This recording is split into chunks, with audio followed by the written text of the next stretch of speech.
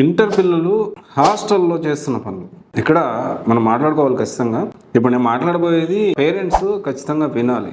ఎందుకంటే ఏ junior college కూడా మా కాలేజీలో ఇలా జరుగుతున్నాయి, కాలేజీలో పిల్లలు ఈ విధంగా చేస్తున్నారని ఇక్కడ చెప్పు. ఇన్ఫ్యాక్ట్ చెప్పాలి అంటే పేరెంట్స్ కూడా చెప్పరు. అయితే ఈ వీడియోలో పేరెంట్స్ ఎందుకు చూడాలి, ఎలాంటి జాగ్రత్తలు తీసుకోవాలి, అసలు ఏం చేస్తున్నారు పిల్లలు అనేది ఖచ్చితంగా తెలుసుకోవాలండి. ఇప్పుడు ఎవరైతే పిల్లలు జాయిన్ చేస్తున్నారో గుర్తుపెట్టుకోవాల్సిన విషయం ఏంటి అంటే, వీళ్ళు ఇప్పుడే టీనేజ్లోకి ఎంటర్ అవుతున్నారు పిల్లలు. సో కొంతమంది ఫోకస్గానే ఉంటారు, వాళ్ళ పాటికి వాళ్ళు చదువుకుంటారు, వాళ్ళ పాటికి వాళ్ళు క్లాసుకి వెళ్తారు, వాళ్ళ పాటికి వాళ్ళు ఉంటారు, అది వేరే విషయం. కానీ మందు సిగరెట్ అనేది స్కూల్ డేస్ నుంచే పిల్లలు హ్యాబిట్యూట్ అయిపోతున్నారు. అంటే మందు తాగడం, సిగరెట్ తాగడం కొన్ని హాస్టల్స్ నుంచే ఇది స్టార్ట్ అవుతూ ఉంది. ఇంటర్ నుంచి ఇన్ఫ్యాక్ట్ ఇంటర్ నుంచి కాదు, స్కూల్ డేస్ నుంచే స్టార్ట్ అయిపోతుంది. అండ్ ఇది ఎలా తయారైందంటే, మందు సిగరెట్ అలవాటు లేనోడు చెడ్డోడు, అంటే చాలా నార్మలైజ్ అయిపోయింది. డ్రింకింగ్ కానీ, లేకపోతే ఆల్కహాల్ డ్రింకింగ్ కానీ, లేకపోతే సిగరెట్ స్మోకింగ్ కానీ ఇప్పుడున్న సిచ్యువేషన్లో బికమ్ వెరీ నార్మల్ నౌడేస్. అంటే అదేం తప్పు కాదు, ఎందుకంటే ఎక్కువ మంది చేస్తున్నారు కాబట్టి తప్పు కాదు. ఎవరైతే తాగరో వాళ్ళు చిన్న చూపు చూసే పరిస్థితికి వచ్చింది. వాస్తవానికి హాస్టల్స్లో ఇలాంటివి జరుగుతున్నాయి. అమ్మాయిలు కూడా కొంతమంది పిల్లలు, చిన్నపిల్లలు తెలిసి తెలియని వయసులో ఈ బాయ్ ఫ్రెండ్ మెయింటైన్ చేయడం అనేది చేయకపోతేనే తప్పు అవుతుంది. చిన్న చూపు, చులకన, అలాంటి పరిస్థితులకి దారి తీస్తూ ఉన్నాయి. ఇంకొంతమంది ఏకంగా ఇంకా చాలా నెక్స్ట్ లెవెల్ కూడా వెళ్తూ ఉన్నారు.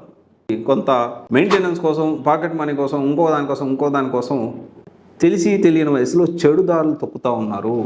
పేరెంట్స్ ఎప్పుడు కూడా ఒక మంచి కాలేజీలో జాయిన్ చేశాను, ఇంకా టైంకి ఫీజు కట్టాను, అమ్మ తింటున్నావా లేదా, అంతే. బాగా చదువుతున్నావా లేదా, ఇంకొంతమంది అయితే తింటున్నావా కూడా చదువుతున్నావా లేదా, ఎన్ని మార్క్స్ వచ్చాయి, అంతే.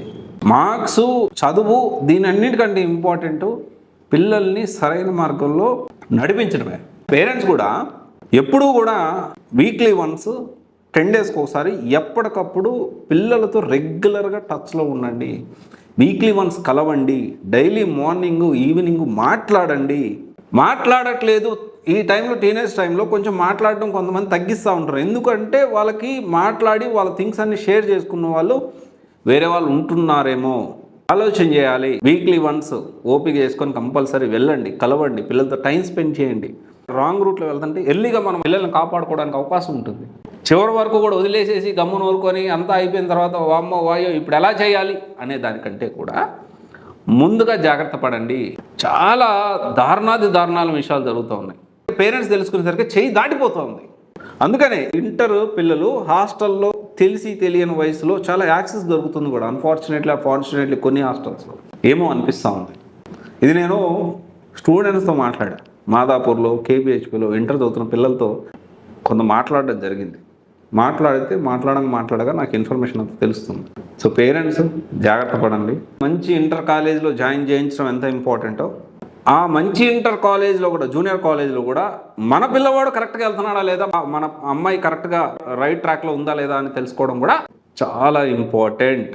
మితిమీరిన స్వేచ్ఛ అనేది వాళ్ళు జీవితంలో వాళ్ళ కాళ్ళ మీద వాళ్ళు నిలబడడానికి వాళ్ళ ఇష్టం. పేరెంట్స్ జనరల్గా ఇక్కడ ఎలా ఉంటుంది మన ఇండియాలో, ఎస్పెషల్లీ మన తెలుగు రాష్ట్రాలు చూసుకుని ఇండియాలో చూసుకున్నాం, తల్లిదండ్రులు బతుకున్నంత కాలం పిల్లల్ని చేయవదలరు. పిల్లలే ప్రపంచంగా బతుకుతూ ఉంటారు. మన పేరెంట్స్ అదే చేశారు, మీ పేరెంట్స్ అదే చేస్తుంటారు. ఇక తర్వాత జనరేషన్ ఎలా ఉంటుందో తెలియదు, కానీ ప్రస్తుతానికైతే. సో ఇది కొంచెం ఆలోచన చేయండి. నాకు ఇది చూసి అతి నమ్మకము, మన అమ్మాయి మన బాబు కరెక్ట్గా ఉన్నా కానీ ఒక 10 మంది అట్మాస్ఫియర్ డిఫరెంట్గా ఉండి ఆలోచన విధానం డిఫరెంట్గా ఉంటే వీళ్ళు ఎవరని గ్యారంటీ అండి. ఇది ఒకసారి సిన్సియర్గా ఆలోచన చేయండి. సో కొంచెం ఎప్పటికప్పుడు పిల్లల్ని మానిటర్ చేసుకోండి, ఎప్పటికప్పుడు పిల్లల్ని అబ్జర్వేషన్లో ఉంచుకోండి. తల్లిదండ్రులుగా పిల్లలు మంచిగా ఉంటే 1000 కోట్లు సంపాదించుగాక. మన పిల్లలు కరెక్ట్గా లేకపోతే, పిల్లలు ప్రశాంతంగా మంచి రైట్ ట్రాక్లో ఉండి హ్యాపీగా లేకపోతే పేరెంట్స్కి అసలు మనశ్శాంతి అనేది ఉండదు. అవునా కాదు? సో ఆ మనశ్శాంతిగా ఉండడానికి ఎప్పటికప్పుడు రాంగ్ రూట్లో వెళ్ళకుండా చూసుకుంటున్నారా లేదా అది చూసుకోండి. ఒకసారి ఆలోచన చేయండి. సో ఎస్పెషల్లీ హైదరాబాద్లో జాయిన్ చేసే పిల్లలు కానీ, విజయవాడలో కానీ, ఎక్కడైనా, విజయవాడ, నెల్లూరు ఎక్కడైనా కావచ్చు, ఒకసారి ఆలోచన చేయండి. Thank you.